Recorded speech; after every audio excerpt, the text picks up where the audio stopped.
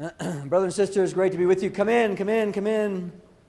Fill up stuff. I know seats in the back are a premium, but there's seats up here as well. Good job on you two. There's a bunch of seats up front here. Okay, let me introduce Brother Jason Hunt. This is Brother Jason Hunt. He teaches biology here at BYU, Idaho. He's one of the great teachers actually here at BYU, Idaho. He also serves in the bishopric of the 76th Ward. He's the first counselor to Bishop Schmidt. Brother Hunt is an avid basketball player. He's going to tell you some biography about him when he talks about some things we're going to do here. But he knows his stuff when it comes to the physiology of the body, the anatomy of the body, and he's going to explain some super important things. So we're going to do this kind of in two stages. So I'm going to let him do it. We're going to do some question and answers. And then we've got harmful substances to feed you when we're done. Thank you. Hold on. How's the sound back there? Is that good? Cool. All right. So let me describe what we're going to do here. Thank you. So, what? You're good? So, Seth, I'm going to talk for 6 minutes, and then we're going to open up for question and answer. And then I'm going to talk for 10 minutes, and then we're going to spend the rest of the time question and answer. And trust me, you should have plenty of questions. So, first topic, energy. Okay, we're going to talk about energy from a biological standpoint. You only have 3 choices of where you gather energy. Okay, bread, steak, and French fries.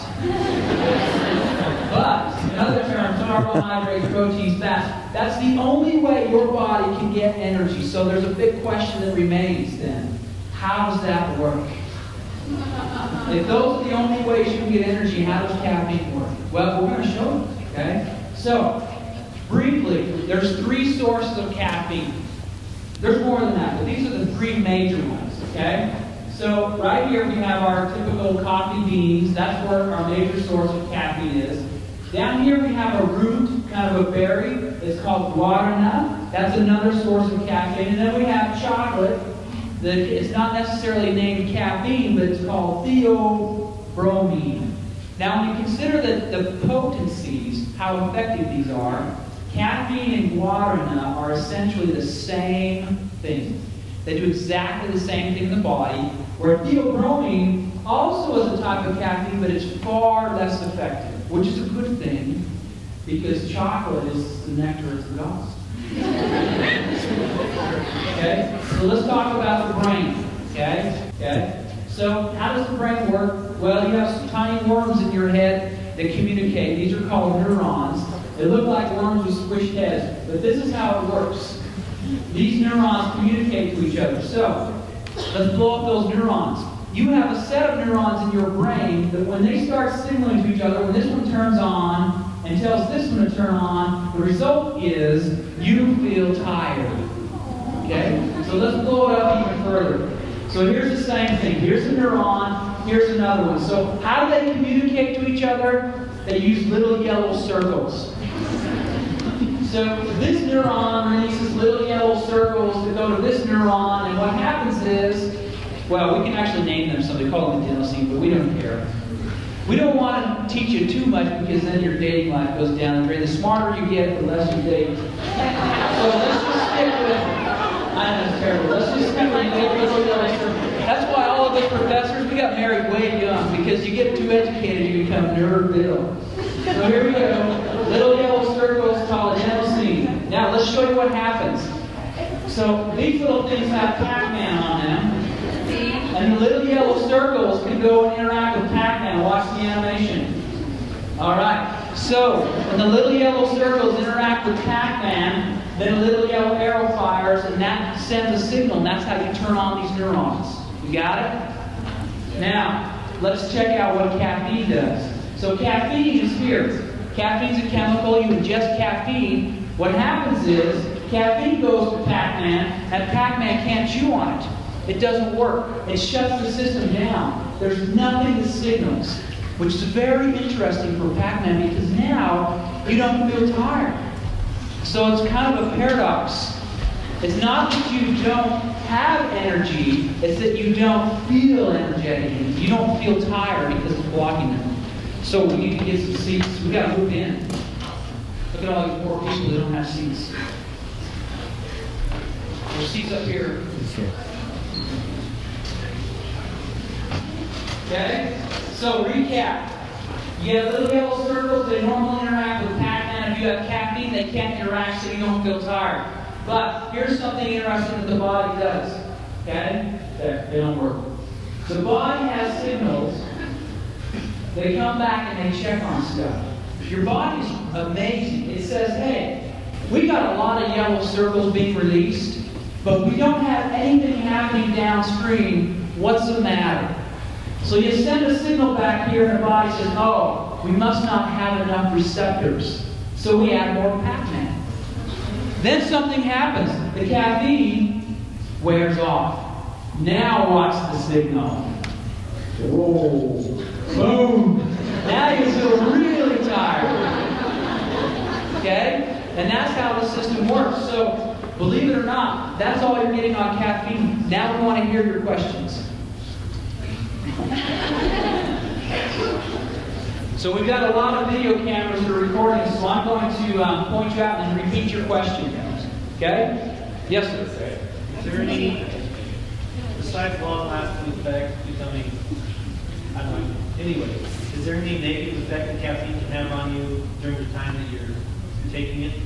So other than this, is there anything else that's negative? Okay, good question. So yes, this is what's happening in the brain. This is why, to a certain extent, caffeine can become addictive. Because if you want the same response now, to not feel tired, you've got to wait for these receptors to go away. Or you're always going to feel tired. You can take a larger dose of caffeine, though, and you can alleviate those things. And then it creates a cycle where, in order for you to function normally, you've got to have a certain amount of caffeine. What else does it do? It also affects your heart somewhat, causes your heart to beat a little quicker. Consider this, your heart beats 75 times per minute on average. It never takes a break, ever. Can you imagine how many heartbeats President Hinckley had before he died?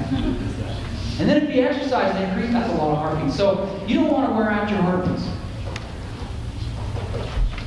Next question, yes.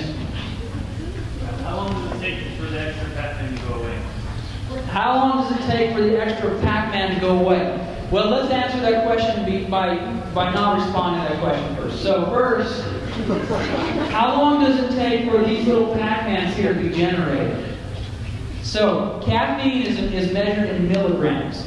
Okay? A typical Coke, 16-ounce Coke or Dr. Pepper Mountain Dew, all of them have about 50 to 75 milligrams of caffeine in 16 ounces. Okay? If you want to create Pac-Mans in your brain, you have to consume about 300 milligrams a day for 7 days. And that will create enough change where you become dependent upon it. Now, if you only consume 75 milligrams, you can go a lot longer before you become these changes. The problem is, the brain's very plastic, and once these changes occur, it may take you several weeks to develop a dependence, but then several months to make it go away.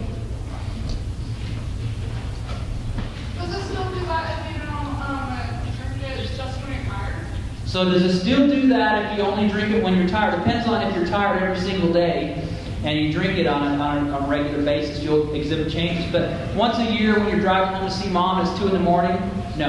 Is that the right question? No, but when you're not tired. When you're not tired. Yeah, caffeine's going to block these. Even when you're not tired, it's going to cause these changes. Energy drinks, how bad are they? So how bad are energy drinks? So energy drinks typically have concentrations of caffeine in the range of 100 to 300 milligrams. But the difficulty with energy drinks is they also have another substance called guarana. And you don't have to report how much guarana you put in there. So all energy drinks, by law, you have to report how many milligrams caffeine you have, but guarana, you can just dump it in essentially, nobody knows. So they sometimes can estimate upwards of 600. In fact, Starbucks come out with a new coffee, I don't know what they call it, but it's super coffee. It has 1,400 milligrams of caffeine.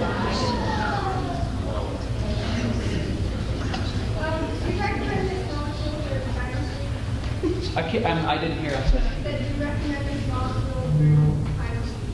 Do I recommend this molecule during finals week? It's actually my real question. Oh. If it's used in small doses, can it actually be effective? Like, so you don't ever drink caffeine except if you're doing an overnight drive and so you have a Dr. Pepper or something. Is that okay? So the question is it okay if I just have a Dr. Pepper every once in a while? It's definitely not going to change your brain axis. This is a large dose, constant repeated. So yeah, it's not going to cause changes like this for occasional drinking of caffeine. Yes, So okay. what I'm thinking is like, if we did, let's say we're going on a drive to Texas tomorrow, and if I wanted to have some caffeine, it's easy to get really tired after a while, but it just, once you start getting tired, you just gotta pop out another one and keep going until you're all the way there. Otherwise, you're gonna just crash, right? Yes. So here's the question. If I'm driving to Texas, which is like 30 hours, and apparently you want to do this in one drive, then it's better to drink caffeine constantly. In fact, get an IV so you don't have any of this crash. Absolutely. Okay, and that might be harmful. That could be harmful. IV of caffeine, yeah, might be harmful. Jason, you're being recorded, man. Oh, sorry, I'm being recorded. Are you looking at me now? Yes. I'm looking at Rob. Okay. No, wait, she's not done. Go ahead. What's the Sorry, nat- one more thing. She's not done, and she takes precedence. Yes. Sorry. When I get a headache, I drink caffeine and it goes away. So I drink a headache and I drink caffeine. What did you say? Oh, when I get a headache and I drink caffeine, it goes away. Yes. I got to show you hand signals here for a second, okay? It's difficult holding this. That's a tube. Blood moves through your body through tubes. So caffeine has an ability to make the tube bigger. That's called dilation. In some people, making the tube bigger reduces pressure in the brain. The brain's very susceptible to pressure. That's why Excedrin has about 120 milligrams of caffeine. It's a headache reliever, but in some people, it makes it worse. Okay, Rob, you're up. Go quick before she raises her hand. Okay, what is the natural way then to have more energy? What's the natural way to have more energy? So they did this really cool study at Harvard. Harvard, you have to say it the right way. And they found that they gave individuals, so here, I'm going to do hand signals, this is not going to work, but one group, they say, here you go, we're going to give you caffeine, but we're going to sleep deprive you, which is what you guys are. This is you. And so when you're sleep deprived, you don't do very well cognitively, you do poorly on tests they give you. But if they give you caffeine, you do better. Okay? You're sleep deprived, they give you caffeine, you do better. Now, if they let you sleep, then you do really good. And so you can do better by being sleep deprived on caffeine, but you'll never do as well as being just slept well. So sleep is actually the remedy for energy. It's the weirdest thing. So if you sleep, because why is your body getting tired? Why does it say in the middle of the day, you know what, you should lay down? Because you didn't sleep. And so sleep is a remedy. So once you go the route of caffeine, you can do that, but then you have a problem because then you'll never be able to function at full capacity without it, unless you take it and get off.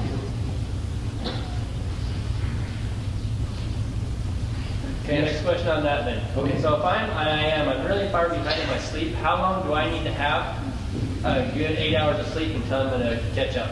So research on sleep says you can't really catch up on sleep. You just got to sleep 8 hours and you're good. So yeah, you should go to sleep right now and sleep for 8 hours. You'll be good. So in some people,